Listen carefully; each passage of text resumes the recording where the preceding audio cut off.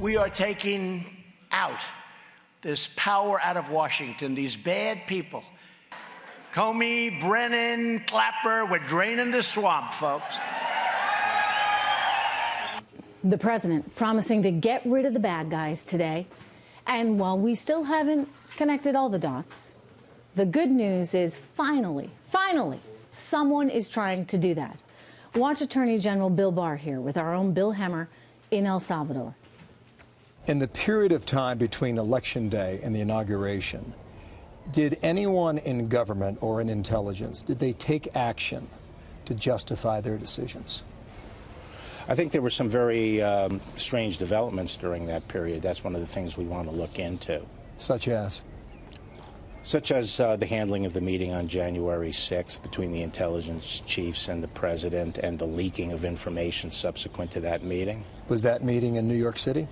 Yes. In Trump Tower? Yes. What questions do you have about what happened that day? Again, I'm not going to get into that. But it's on your mind. That's one of the things we need to look at. Can you characterize how far advanced you are in understanding that meeting? We're still in the stage of gathering all the information.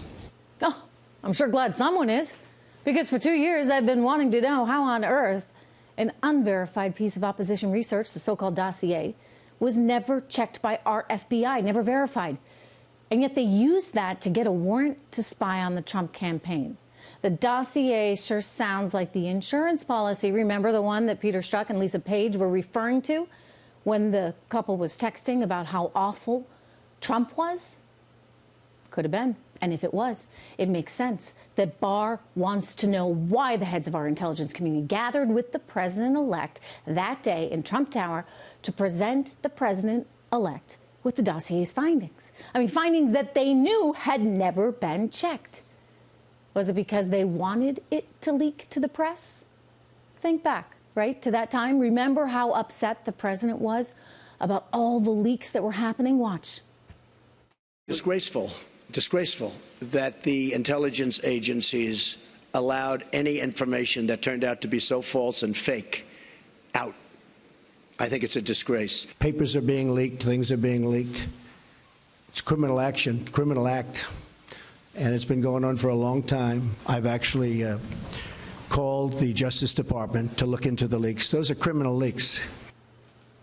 So all these leaks are going on. He's upset about it.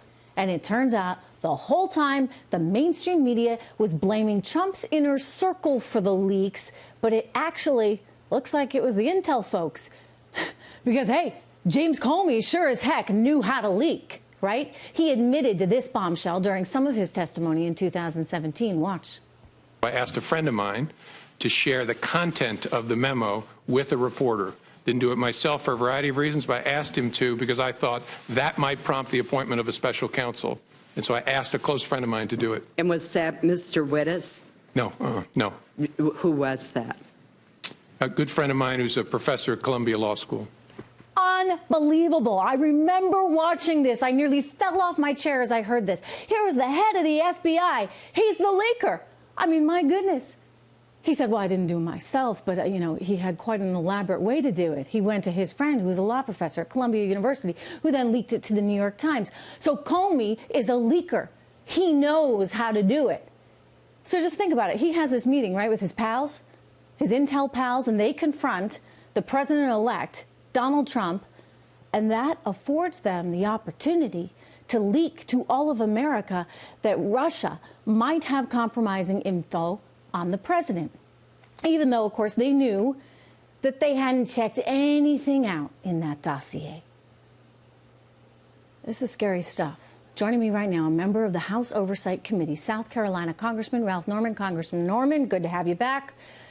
You know, this is a new development. We had heard some questions surrounding this before. I mean, why exactly did they confront him like they did with this so-called intelligence that they knew hadn't been verified, that they knew was opposition research? Was it all so that that could make its way into the press? You know, Trish, when I got elected, I thought I was going into the legislative branch of government. I didn't think it was going to be the anti-Trump branch of government. That's just what this has turned out to be. And, you know, showing more and more every day. And, you know, on Capitol Hill, The word is Barr has got a good reputation, and the Democrats they didn't like the message that he was, when he had the Mueller report, they didn't like what it said. They went after him. That didn't work out so well. And now that the Attorney General has hired Mr. Durham, who's got an equally sterling reputation to gather facts, it's not going to be a pretty sight when this is over with. And it's sad. It didn't have to be this way. You know what? You're right. It is sad. And I've said that before, because what's so shocking in all this, right, is that we're going to learn that and I'm pretty sure we're going to learn this, that our FBI is not on the up and up, and that they were deliberately trying to scheme and to plot and to take down a president who had been elected by the American people. And, sir, if that's the case, then think of the damage that that does to our nation. Think of the damage that it does to our psychology, right? We're supposed to have faith in institutions like the FBI, and yet they let us down. Well, not only that, Trish, the FBI is the gold standard for law enforcement, for this whole country. It has been for a long time. And to weaponize that, we can't put up with it. And the president doesn't want this to happen to anybody else. That's the good thing about it. And he's got people in place that can get to the bottom. They're not political appointees. They are not political hacks. They're people who want the truth. And Durham has been with his department for over the Justice Department for 35 years plus. Never given a political donation. He doesn't do interviews, and unlike Comey, he doesn't leak. You know, I couldn't believe that, because I remember at the time there were all these leaks coming out every single day, right, in the intelligence community, and the thinking was, well, you know, maybe the president has surrounded himself in his inner circle with people that are leaking. And it turns out that wasn't the problem. The problem was James Comey, the head of our FBI, who knew exactly how to leak. He knew exactly how to get information out. And I think that that's also something that's quite disturbing. But, you know, don't forget, Congressman, this is a guy who, you know, as much as he wants to present this holier-than-thou reputation, you know, he's all for the FBI and he's all for government, et cetera, et cetera. He worked at a hedge fund, all right? He's not like a, you know, career lifetimer at the FBI. No, and then look at the emails from Peter Strzok. We will get him. Again, this is unacceptable. And if this happens, this is what happens in Venezuela. We cannot let this stand. In our oversight committee, I'm very disappointed in the chairman not even calling meetings. I mean, look at where we've gone with that. Michael Cohen. That didn't turn out like they thought. They thought he had bombshell news about the president. Well, you know, hey, Congressman, by the way, remember that dossier that said that he had been to Prague? You know, what does it take, like 2 seconds? You know, don't we have records, you know, of people going in and out of our country at any given time? Or could they have just asked to see his passport? I mean, check the stamps? Because Mueller disproved that one pretty quickly. Yeah, and when we asked,